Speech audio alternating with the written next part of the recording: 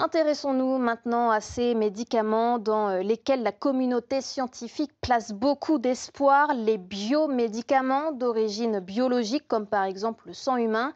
Ils pourraient soigner certains cancers. L'établissement français du sang a présenté ce matin à Besançon un consortium de chercheurs qui devrait améliorer ce processus de fabrication des biothérapies.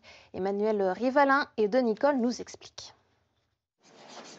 Ils sont chercheurs, financeurs publics, start-upers. Chacun à leur tour, ils ont signé pour un bail de 4 ans. Liés par un même enjeu de santé publique, produire des biomédicaments made in France, ces médicaments du futur, créés à partir de moelle osseuse, de plaquettes ou de sang placentaire. La réalité actuelle, c'est que 95% des biomédicaments ne sont pas fabriqués en France.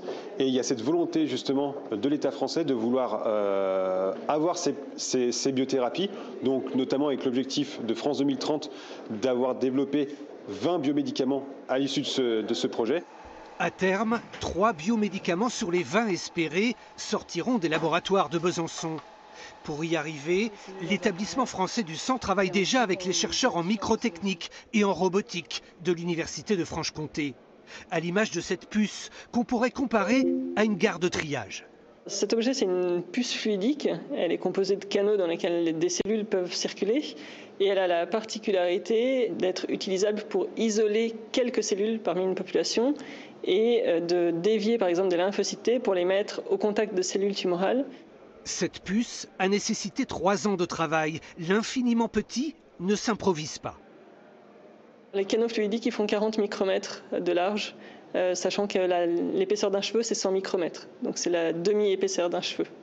Le projet global a été financé presque entièrement par l'Europe, à hauteur de 17 millions d'euros.